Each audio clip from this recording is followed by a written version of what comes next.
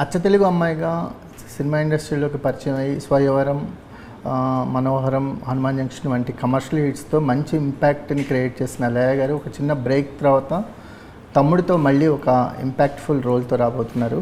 So లయ గారి గురించి మాట్లాడటానికి చాలా విషయాలు ఉన్నాయి. సో తమ్ముడితో మొదలెడదాం. హాయ్ అండి. హలో అండి. నమస్తే, ఎలా ఉన్నారు? బాగున్నాను.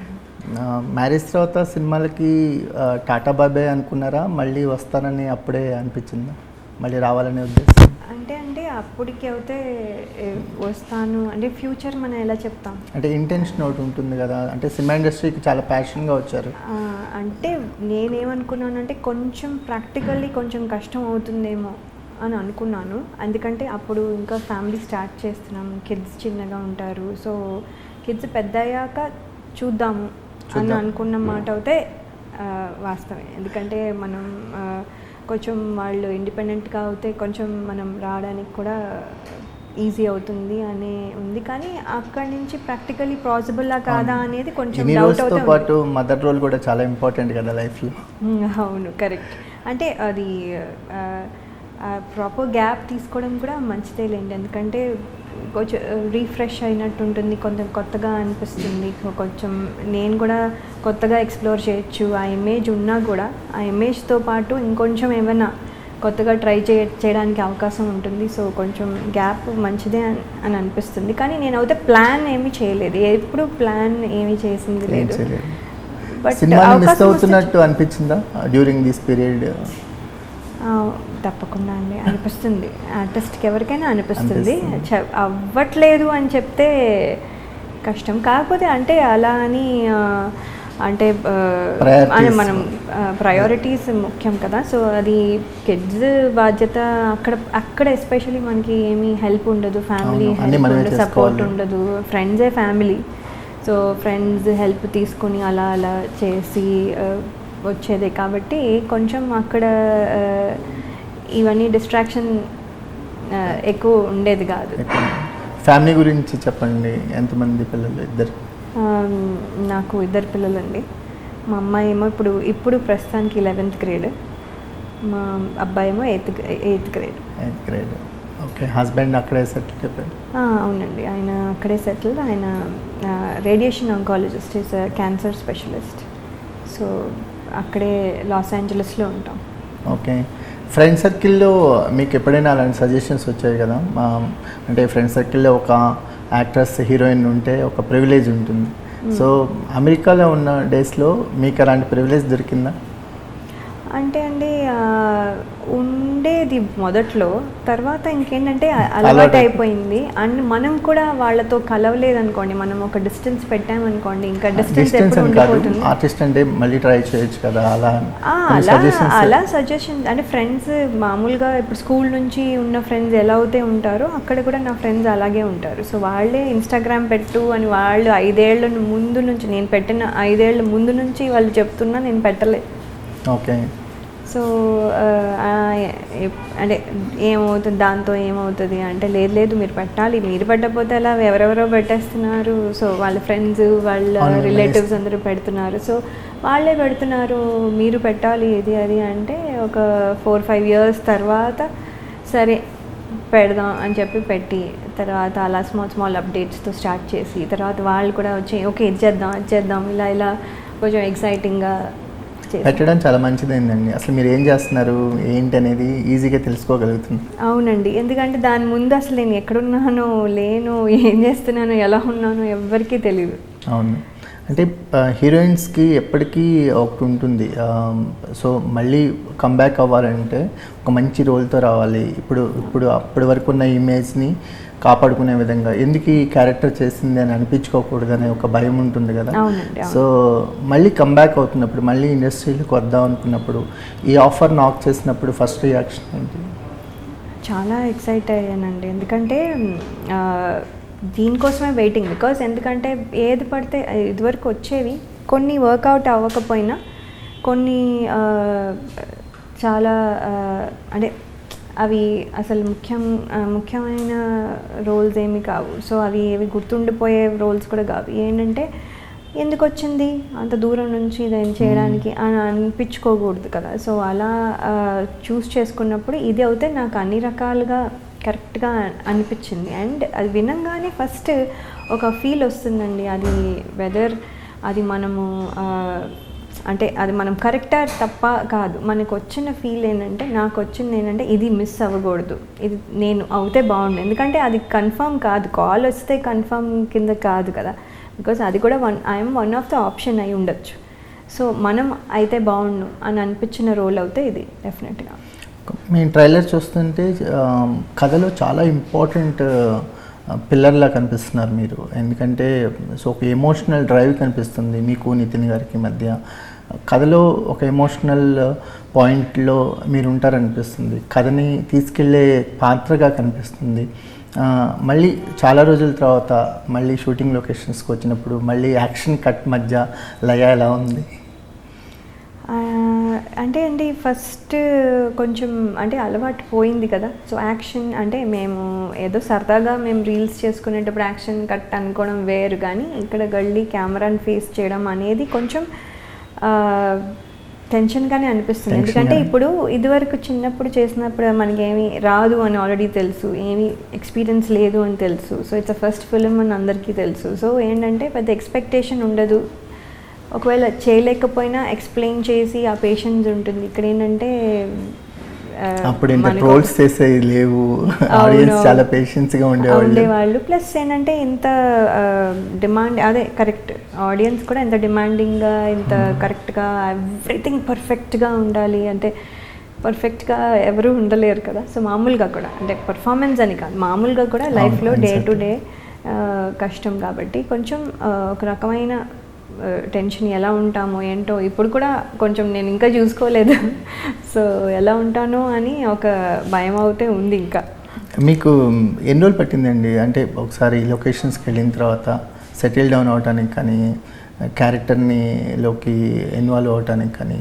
అంటే అది ముందే డైరెక్టర్ గారు ముందే ప్రిపేర్ చేసి, మీరు ఇలా చేయాలి, అలా చేయాలి, ఇలా వర్కౌట్ చేయాలి, ఇలా ఐజ్ ఇలా పెట్టాలి, మీరు ఇలా ఉండాలి, యువర్ నాట్ లయా దేర్ అని చెప్తూ ప్రిపేర్ అవుతే ముందు నుంచి చేస్తూ ఉన్నారు కాబట్టి, ఈవెన్ పిక్చర్స్లో కూడా మీరు ఎప్పుడు ఇలాగే ఉండే, మీరు వాక్ కూడా ఇలా చేయండి, అట్లా ఏదో సంథింగ్ అలా. సో హీ ప్రిపేర్డ్ మీ కాబట్టి అది అక్కడ వెళ్ళి ఎక్కువ టైం పట్టకపోయినా, but it is very important అండి. కొంచెం ఎక్స్ప్రెషన్ ఎక్కువైనా కష్టమే, తక్కువైనా కష్టమే, సో కొంచెం బ్యాలెన్స్డ్గా చేయాలి. సో అది totally depending on the director. అది నేను అవును అంతే కదా. అంటే ఇప్పుడు ఎందుకంటే because he is the one, ఎందుకంటే ఆయనే కదా ఈ కథ రాసుకున్నప్పుడు ఈ పాత్ర ఇలా ఉండాలి అని అనుకున్నది ఆయన. సో ఆయన పాత్రలోకి మనం వెళ్ళాలి. సో వేణు శ్రీరామ్ గారిని చూస్తుంటే కొంచెం సీరియస్ పర్సన్లా ఉంటారు, కానీ ఒక చిన్న సీన్ చూసాం మీది, ఆన్ బోర్డ్ అనౌన్స్మెంట్ ఏది అసలు పట్టించుకోరా? సో అడిగారా ఎందుకు నన్నే అనుకున్నారా, ఇంకా ఆప్షన్స్ చూసారని తర్వాత అడిగారా? అంటే అండి చూసుంటారు డెఫినెట్లీ, నేను అడగలేదు, బట్ డెఫినెట్లీ ఏ క్యారెక్టర్కైనా డెఫినెట్గా ఆప్షన్స్ ఉంటాయి. పోనీ నన్నే ఎందుకు అనుకున్నారు? అది నేను ఫస్టా, సెకండా, 10th ఇవి నాకు తెలీదు. అవన్నీ సినిమా రిలీజ్ అయిన తర్వాత మర్చిపోతాం మేడం, మీరే క్యారెక్టర్ కదా. అవును అంతే, ఇప్పుడైతే 1 కింద లెక్క కదా, ఫస్ట్కి వచ్చాము. సో అంటే ఏ ఆప్షన్లో ఉన్నామో తెలియదు, కానీ I'm one of the option. So అది ఏంటంటే ఆయన సీరియస్ పర్సన్ అని అనుకుంటారు, కానీ ఆయన యాక్చువల్లీ సెట్స్లో సీరియస్గా ఉంటారు. లేకపోతే అండి చాలా కష్టం, ఎస్పెషల్లీ ఈ సినిమా చాలా కష్టం. చాలా అవుట్డోర్ లొకేషన్స్ ఉన్నాయి కదా, అంత కంఫర్ట్గా చేసిన షూటింగ్ లాగా అనిపించట్లేదు మాకు మేకింగ్ చూస్తే. లేదు కొంచెం అంటే మేమందరము కూడా అవుట్ ఆఫ్ కంఫర్ట్ జోన్లోనే ఉన్నాము. అండ్ ఆయన మాకు ముందే చెప్పారు ఇలా ఉంటుంది, చాలా కష్టంగా ఉంటుంది, మీరు ప్రిపేర్డ్ అయ్యి రండి, మీరు కూడా అంటే కష్టపడాలి మాతో, అలా అందరికీ, ఇప్పుడు మాకే కాదు అందరికీ ప్రిపేర్ చేశారు. సో ఆయన కూడా చాలా కష్టపడ్డారు. అది ఆ లొకేషన్ ప్లస్ ఈ స్టోరీకి ఎస్పెషల్లీ మేము చేయాల్సిన వర్క్ కానీ డిఫరెంట్ అండ్ కష్టం అండి. అందుకని ఆయన ముందరే మాకు ప్రిపేర్ చేశారు. అందుకని కొంచెం సీరియస్గా ఉన్నట్టుగా ఉంటారు సెట్స్లో, మరి ఉండకపోతే ఆ వర్క్ అవ్వదు. సో తర్వాత అంతా జోవియల్, మేము ఏదోటి టీస్ చేస్తాం, ఆయన 10 అంటారు మమ్మల్ని. సరే. నితిన్ గారితో వర్కింగ్ ఎక్స్పీరియన్స్? నితిన్ గారు ఈజ్ వెరీ నైస్ అండి. అంటే నేను ఎక్కువ అంటే ఇంటరాక్ట్ అవ్వలేదు, ఎందుకంటే ద క్యారెక్టర్లో ఏంటంటే ఉండాలి అని ఆ క్యారెక్టర్ కోసం ఎక్కువ ఇంటరాక్షన్ అవ్వలేదు. కానీ లాస్ట్లో ఇంకా అయిపోతుంది కాబట్టి ఇంకా లాస్ట్లో ఇంటరాక్షన్ కొంచెం పెరిగింది. సో ఆయన చాలా very very nice, very professional. వస్తారు, వచ్చి కరెక్ట్గా షార్ట్ ఏంటి కనుక్కుంటారు, ట్యాంట్రమ్స్ లేవు, ఏమీ ఎవరిని అన్నారు. మమ్మల్ని కూడా మేము కూడా వన్ మోర్ అంటే ఏమి అంటే విసుక్కోరు, అంటే జస్ట్ వెరీ కూల్ అనమాట, వెరీ నైస్. అండ్ అంటే బేసిక్లీ సెట్స్లో కూడా డిఫికల్ట్ లొకేషన్ కాబట్టి అందరూ వేరే ఆర్టిస్టులు అందరితోనూ జోక్ చేస్తూ చాలా హ్యాపీగా ఉండేది. లయాకి ఇప్పటి వరకు ఉన్న ఇమేజ్కి భిన్నమైన ఇమేజ్ తమ్ముడు తర్వాత రాబోతుందని అనిపిస్తుంది మీకు. సో ఏం ఎక్స్పెక్ట్ చేస్తున్నారు? అదే what ever soft person, soft ఏడుపు రోల్స్ అంటే అది తక్కువ అని కాదు, అది కాదు, అది ఒక్కటే కాదు కాకుండా ఉండాలి అనేది అయితే నేను అండ్ అంటే ఇప్పుడు ఎవరు అలా ఉండట్లేదు. ఎందుకంటే విమెన్ చూస్తున్నాం కదా, చిన్న కిడ్ దగ్గర నుంచి వాళ్ళు ఎవరు అలా భయంగా ఉండట్లేదు. వాళ్ళకి ఏం కావాలో చెప్తున్నారు, వాళ్ళకి ఏం కావాలో తీసుకుంటున్నారు, అడిగి తీసుకొని వాళ్ళకి ఏం కావాలో చదువుకొని వాళ్ళు ఏం కావాలో తీసుకుంటున్నారు. అంటే ఫేర్ ఎనఫ్ కదా. సో అది వాళ్ళకి ఏం కావాలో వాళ్ళకి తెలుసు, వాళ్ళకి ఏం కావాలో తెలిసినప్పుడు ఆ కాన్ఫిడెన్స్ వస్తుంది. ఆ కాన్ఫిడెన్స్ చిన్న పిల్లల్లోనే ఉంది, ఇంకా మరి పెద్దవాళ్ళల్లో కూడా ఉండకపోతే ఎలా. సో స్ట్రాంగ్ విమెన్ అనేది ఇప్పుడు అంటే ఫుల్ మారిపోయిందని చెప్పను, కానీ చాలా వరకు మార్పు వచ్చింది ఈ 20 yearsలో. అయితే చాలా ఉంటున్నారు. అసలు ఈ యంగర్ జనరేషన్ అయితే అసలు చెప్పక్కర్లేదు. నాకే అంటే అది ఇండియా అవనండి, యుఎస్ అవనండి, అదేమీ ఎక్కడ అని లేదు, ఎక్కడైనా కూడా అంటే ఇన్ అ గుడ్ వే, మంచిదే.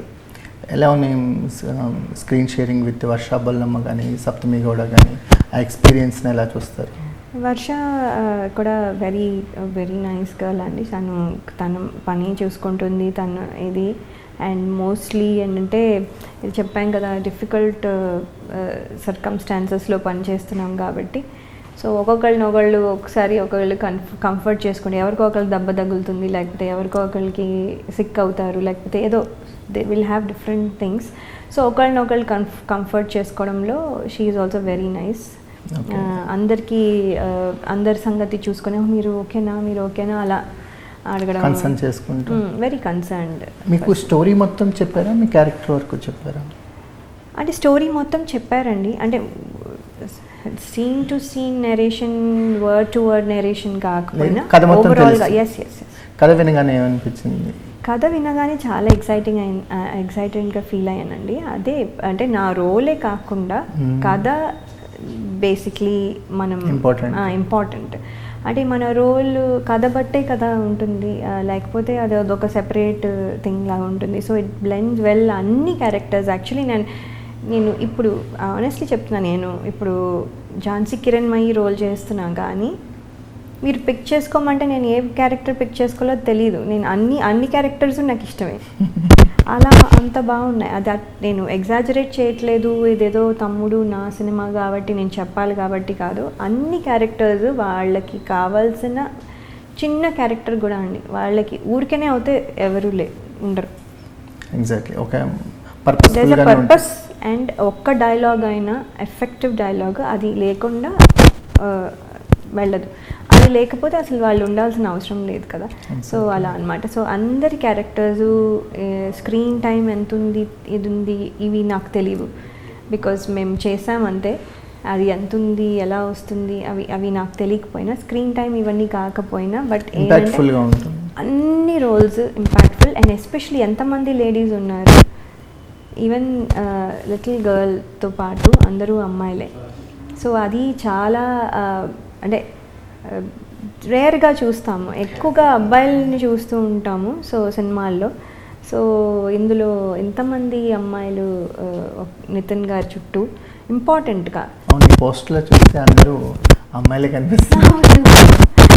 వర్షాబలమ్మ కావచ్చు, సప్తమి గౌడ, అంటే ఒక నితిన్ గారి వెనకమాల ఒక పవర్ఫుల్ లేడీస్ అందరూ ప్యాక్ అయినట్టు కనిపిస్తున్నారు.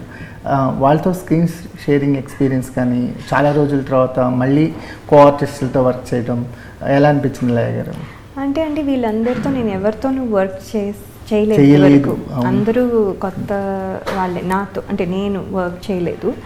సో అందరినీ తెలుసుకోవడము, వీళ్ళతో వర్క్ చేయడము బాగుంది. అండ్ ఎస్పెషల్లీ ఏంటంటే నితిన్ గారు ఒక పర్సన్, నితిన్ గారు ఒక హీరో కదా. సో హీరో చుట్టూ ఇంతమంది ఫీమేల్ ఆర్టిస్టులు, అంటే మనం జనరల్లీ సినిమాలో తక్కువ చూస్తూ ఉంటాం.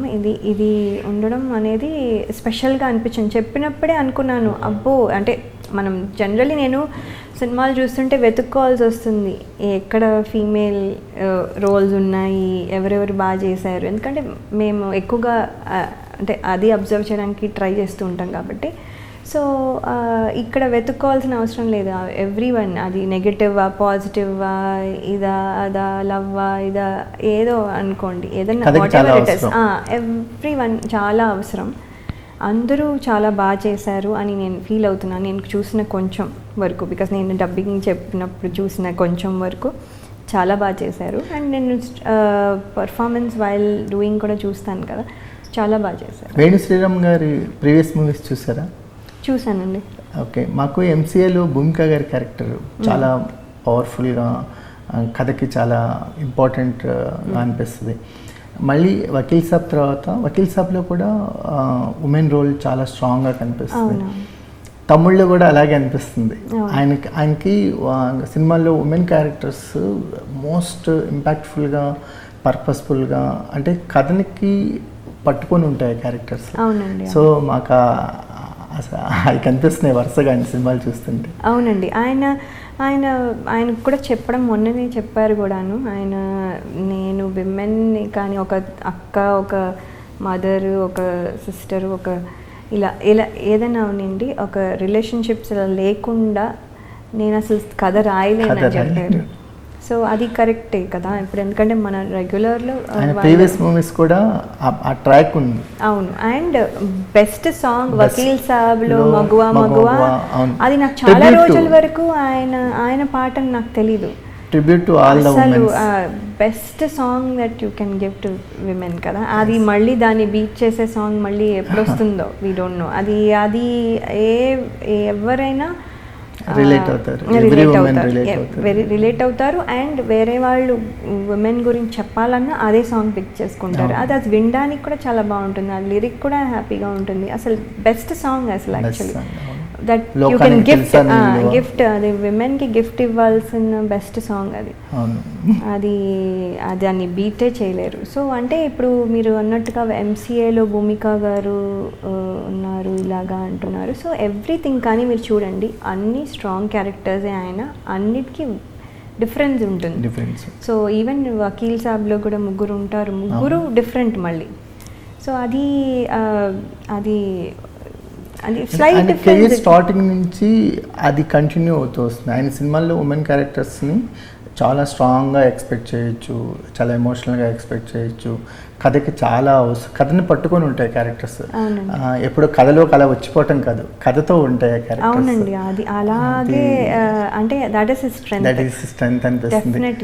సో మనం చూసేటప్పుడు కూడా, అంటే నేను ఆయనతో చేశాను కాబట్టి కాదు, నేను ఇక్కడ ఉన్నాను కాబట్టి కాదండి, మనం చూసేటప్పుడు కూడా అరే ఈ క్యారెక్టర్ ఎందుకు వచ్చి అసలు ఇది ఎందుకు అని కొన్ని సినిమాలకి మనం అనిపిస్తుంది, అవసరం లేదు. అంటే లయ గారు చాలా సినిమాల్లో క్యారెక్టర్కి ఆర్క్ ఉండదండి, ఎంట్రీ ఇంపాక్ట్ఫుల్గా ఉంటుంది. అసలు క్యారెక్టర్ ఎప్పుడు వెళ్ళిపోద్దో కూడా తెలియదు, ఎందుకు వచ్చిందో, ఎందుకు అంతవరకు ఉందో కూడా తెలియదు. కానీ వేణు శ్రీరామ్ గారి క్యారెక్టర్స్ అలా కాదు. అందులో ఎస్పెషల్లీ లేడీ క్యారెక్టర్స్ అయితే మాత్రం కంప్లీట్ ఆర్క్ ఉంటుంది, ఒక సంపూర్ణత్వం ఉంటుంది. అవునండి, అవును. అండ్ వే అంటే ఇప్పుడు ఆయన కూడా ద వే హీ టాక్స్ మాతో ఆర్ మాకు ఎక్స్ప్లెయిన్ చేసినప్పుడు కూడా ఆ ప్యాషన్తో, అది ఒక ఇది షోస్ ఆయన అది ఫీల్ అయ్యి రాసింది కానీ ఆయన ఏదో పెట్టాలి పెట్టాలని కాబట్టి forceful గా ఏదో పెట్టింది కాదు. లేదు అది అదే అంటున్నాను అది ఆయనలో ఉంది అది. అది ఇట్స్ హిమ్. మాకు అత్తారింటి దారేదిలో ఒక లాంగ్ గ్యాప్ తర్వాత నదియా గారు వచ్చి ఒక ఇంపాక్ట్ క్రియేట్ చేశారు. ఆ తర్వాత ఆవిడ చాలా బిజీ అయిపోయారు, ఒక సీజనల్ ఆర్టిస్ట్ అయిపోయారు. తమ్ముడి తర్వాత కూడా మీరు అంత బిజీ అవుతారు అనిపిస్తుంది మాకు. మంచిదే అండి, అవుతే మంచిదే. మరి జనాలు మీరు ఫ్రీగా ఉన్నారా, అవైలబుల్ ఉన్నారా? డెఫినెట్లీ అండి, అంతే కదా. ఇప్పుడు నేను కమ్బ్యాక్ వచ్చాను అంటే వర్క్ కోసమే కదా. వర్క్ లేనప్పుడు maybe I will go visit my family, లేకపోతే బ్యాలెన్స్ చేసుకోవడానికి హాలిడే టైంలో వెళ్తాను అలాగా, లేకపోతే వాళ్ళు వస్తారు, ఇలా వీ కెన్ మేనేజ్. కాకపోతే ఇక్కడే ఉండి వర్క్ చేస్తున్నట్టుగానే, కానీ ఇక్కడ నా ఇల్లు లేదు. అంటే మా ఇల్లు లాస్ ఏంజలస్, బికాజ్ మా ఆయన అక్కడ ఉన్నారు, మా పిల్లలు అక్కడ ఉన్నారు. సో నా ఇల్లు అక్కడే, కాకపోతే ఇక్కడ వర్క్ రిలేటెడ్గా ఇక్కడ చేస్తుంటాను. జాబ్ అనేది చాలా సాటిస్ఫాక్షన్ ఇస్తుంది. మనం వర్క్ చేసినప్పుడు వర్క్కి అప్రిషియేషన్ దొరికితే అప్రిషియేషన్ ఇచ్చే కిక్ వేరే ఉంటుంది. సో ఎస్పెషల్లీ ఆర్టిస్టుల విషయానికి వచ్చేసరికల్లా మీకు ఎక్స్ప్లోరేషన్ ఎక్కువ. ఆర్టిస్టులకి మీరు చేసే ప్రతి పనికి ఒక గుర్తింపు ఉంటుంది, అది పాజిటివ్ అయినా నెగిటివ్ అయినా అందరూ మాట్లాడుకుంటారు కదా. ఇది మీకు ఎంత అవసరం అనిపిస్తుంది యాజ్ ఎ ఉమెన్గా? అంటే రికగ్నిషన్ కానీ ఒక ఆర్టిస్టిక్ లైఫ్లో ఉన్నప్పుడు దాన్ని మిస్ అవుతున్నానన్న ఫీల్ ఉంటుంది కదా. అంటే రికగ్నిషన్ అంటే ఫర్ రైట్ రీజన్స్ రికగ్నిషన్ ఉండాలి. మీరు ఎప్పుడండి రాంగ్ రీజన్స్? అంటే ఫర్ ఎగ్జాంపుల్ స్టార్టింగ్ కెరియర్ నుంచి కూడా you set example for right reason. అవును, అంటే అలాగే వెళ్ళాలి అని, ఇప్పుడు కూడా అలాగే వెళ్ళాలి. అది దాన్ని ఇంకా వీలవుతే పెంచుకునేటట్టుగా ఉండాలి అని అనుకుంటున్నాను. అట్ ద సేమ్ టైం ఏంటంటే ఇది ఎప్పుడు మనకి ప్రేక్షకులు మన పర్ఫార్మెన్స్ కానీ, మన సినిమాలు కానీ, మన గురించి లైఫ్ లాంగ్ మాట్లాడుకునేలాగా ఉండాలి అని అదే అనుకుంటాను. అందుకనే కొంచెం ఇంత గ్యాప్ తీసుకున్న, ఇంత లాంగ్ వెయిట్ చేసి ఇప్పుడు ఎందుకు ఇది చేసింది అని అనుకోకూడదు. సో అలా కాకుండా ఉండే ఫిల్మ్స్ తీసుకొని, అలాగే మనకు కూడా సోషల్ రెస్పాన్సిబిలిటీ ఉంది కాబట్టి కొంచెం సోషల్ రెస్పాన్సిబిలిటీ, ఒకవేళ నెగిటివ్ క్యారెక్టర్ చేసినా కూడా ఎవరైనా ఇలా ఉండకూడదు అని చెప్పడానికి. నెగిటివ్ క్యారెక్టర్స్కి ఓపెన్గా ఉన్నారు అయితే? తప్పకుండా అండి. ఏదైనా మనము అంటే ఆ క్యారెక్టర్ అలా చేసాము, అది మనం కాదు కదా. అది మనం కాదు, ఆ క్యారెక్టర్ ఆ సినిమాలో అలా బిహేవ్ చేసింది. కానీ ఎప్పుడు చూడండి నెగటివ్ ఎప్పుడు ఓడిపోతుంది, అది మామూలుగా కూడా అలాగే అవుతుంది. సో నేను అది స్ట్రాంగ్గా బిలీవ్ చేస్తాను, నెగటివ్ ఎప్పుడు గెలవదు. మనము నెగటివ్ పర్సన్స్ మీరు చూడండి, వాళ్ళు ఏమి చేయక్కర్లేదు, వాళ్ళు ఎంత ఇంటెలిజెంట్ అయినా కూడా వాళ్ళు ఎప్పుడు సెకండ్లోనే ఉండగలరు కానీ ఫస్ట్లో ఉండలేరు. నెగిటివ్ పర్సన్ అంతే స్కిల్ ఉండి ఇంకా ఎక్కువ స్కిల్ ఉన్నా కూడా కంపారిటివ్లీ టు పీపుల్ అది that is the negative energy. ఇంట్లో నెగిటివ్ ఎనర్జీ అస్సలు నేను స్ట్రాంగ్గా బిలీవ్ చేస్తాను, అస్సలు ఉండకూడదు. మీకు మీ సినిమాల్లో మాకు మోస్ట్ ఫేవరెట్ మనోహరం అండి. మీకు మీ పేరు చెప్పగానే మాకు స్వయంవరం, మనోహరం అలా గుర్తొస్తాయి బ్యాక్ ఎండ్లో. ఆ తర్వాత చాలా కమర్షియల్ హిట్స్ ఉన్నాయి, హనుమాన్ జంక్షన్ లాంటి కమర్షియల్ హిట్స్ ఉన్నా ఆ మూవీస్ ఇచ్చిన ఇంపాక్ట్ వేరు. ఒకసారి ఇప్పుడు రిలీజ్ ట్రెండ్స్, పార్ట్ 2లో ట్రెండ్స్ నడుస్తుంది కదా. సరదాగా మీ సినిమాల్లో దేన్నైనా పార్ట్ 2 చేయాలంటే దేనికి అవకాశం ఉందంటారు? పార్ట్ 2 అంటే నేను అనుకోవడం అయితే స్వయంవరం చేస్తే బాగుంటుందేమో. వెనుగా టచ్లో ఉన్నారా? అంటే అప్పుడప్పుడండి, I think he is busy also. ఆయన ఏదో బిజినెస్లో ఉన్నట్టున్నారు. అప్పుడప్పుడు ఊరికనే విష్ చేస్తుంటారు. వాళ్ళ నాన్నగారు పోయినప్పుడు ఒకసారి వెళ్ళాను అంతే, దట్స్ ఇట్. అంతేకాని ఎక్కువ టచ్లో లేను. బట్ కానీ అంటే ఇప్పుడు పెళ్ళి చేసుకోను అంటారు కదా, ఫస్ట్ అంతా చేసుకున్న తర్వాత లాస్ట్లో ఓకే నువ్వు నా కోసం పీటల మీద నుంచి లేచి వచ్చేసావు కాబట్టి నేను నీ కోసం చేసుకోలేనా, చేసుకుంటాను అన్నారు. సో చేసుకున్నాక ఏమవుతుంది అంటే ఆయన చెప్పింది కరెక్ట్ అవుతుందా, లేకపోతే ఏదన్నా వాళ్ళు ఏమన్నా దానికి స్కోప్ ఉంది అని నాకు క్యూరియస్గా ఉండేది. అప్పుడు కూడా అడిగాను నేను, సరే ఇప్పుడు చేసుకోండి అన్నారు కదా ఎంతసేపు, ఎందుకంటే ఆయన రీజన్స్ ఏదో చెప్పారు కదా, ఇప్పుడు మరి చేసేసుకుంటే మరి ఇప్పుడు ఆ రీజన్స్ మళ్ళీ అవ్వవా అని అప్పుడే ఆ ఏజ్లోనే నాకు డౌట్ వచ్చింది. సో ఇప్పుడు కూడా ఆ డౌట్ ఉంది, అదొకటి. అండ్ హనుమాన్ జంక్షన్ అండి, ఎందుకంటే ఇప్పుడు కన్ఫ్యూషన్ పోయి దెన్ దే గెట్ టుగెదర్, అప్పుడు ఏమవుతుంది మళ్ళీ దాస్ ఏం చేస్తున్నారు. అవును. సో అంటే ఒక 20 years తర్వాత వీళ్ళు ఏమయ్యారు అనేది ఒకలాగా, అంటే జస్ట్ నాకు అనిపిస్తుంది, అంటే అది వర్కౌట్ అవుతుందో లేదో తెలియదు. ఎగ్జాక్ట్లీ. మీతో పాటు కెరియర్స్ అందరూ ఒకేసారి కెరియర్ స్టార్ట్ చేస్తారు. వేణు గారు, మీరు, త్రివిక్రమ్ శ్రీనివాస్ గారు, వీళ్ళంతా స్వయంవరం నుంచి స్టార్ట్ అయింది. త్రివిక్రమ్ శ్రీనివాస్ గారు ఇప్పుడు ఈజ్ అనదర్ లెవెల్ ఉన్నారు. ఎలా అనిపిస్తుంది మేడం ఇవన్నీ తలుచుకుంటూ ఉంటే? అవునండి, ఎవరైనా సరే మనతో పాటు స్టార్ట్ అయిన తర్వాత స్టార్ట్ అయిన ఎవరైనా కూడా మంచి టాలెంట్ ఉండి అప్పుడే తెలుసు. స్వయంవరం కూడా ఆయనే కాదా, ఆయన అదొక్కటే దాంతో ప్రూవ్ అవ్వలేదు, ఇంకా ఎన్నెన్నో రాసి ప్రూవ్ అయ్యారు. ఆయన ఇంపాక్ట్ తెలిసింది. సో ఆయన స్టైల్ ఎస్టాబ్లిష్ అయింది. అక్కడ నుంచి ఆ స్టైల్ని పెంచుకుంటూ ఇంకా బెటర్ ఫిల్మ్స్ చేస్తూ, అలాగే డైరెక్టర్గా మళ్ళీ రైటర్గా ఉన్నవాళ్ళు కొన్నిసార్లు డైరెక్షన్లో సక్సెస్ అవ్వలేకపోవచ్చు, కానీ అది సక్సెస్ అయ్యి తర్వాత ప్రేక్షకుల్లో స్ట్రాంగ్ ముద్ర వేసుకున్నారు. ఇంకా నేను కానీ ఎవరు కానీ ఏం చెప్పేదేం లేదు. So we are happy. ఎవరైనా కూడా మాతో వచ్చారు అని నేను అలా ఏమీ ఫీల్ అవ్వట్లేదు, కానీ ఆయన బాండింగ్ ఉంటుంది కదా. ఫస్ట్ మూవీ మీకు త్రివిక్రమ్ శ్రీనివాస్ గారికి కదా. అట్ ద సేమ్ టైం ఏంటంటే ఇప్పుడు మీరు హీరోలుగా చేసిన వాళ్ళందరూ విలన్స్ అయిపోయారు. అవును, కానీ బాగున్నారండి, చాలా బాగున్నారు. జగపతి బాబు గారు బాగున్నారు, శ్రీకాంత్ గారు బాగున్నారు. అంటే నెగిటివ్ అయ్యో ఇప్పుడు శివాజీ గారు కూడా బాగున్నారు. మొన్న నెగిటివ్ క్యారెక్టర్ నేను అన్నాను, ఏంటి మీరందరూ ఇంత సాఫ్ట్ పీపుల్ ఎలా అంత బాగా చేసేసారు అని అంటూ ఉన్నాను కూడా. ఎవరు బెస్ట్ విలన్? బెస్ట్ చెప్పడం కష్టం. ఐ థింక్ 1 2 3 చెప్పండి పోనీ. నేను రేటింగ్ ఇవ్వలేను, కానీ బట్ లాంగ్ టైం చూసింది అయితే జగపతి బాబు గారిని కదా.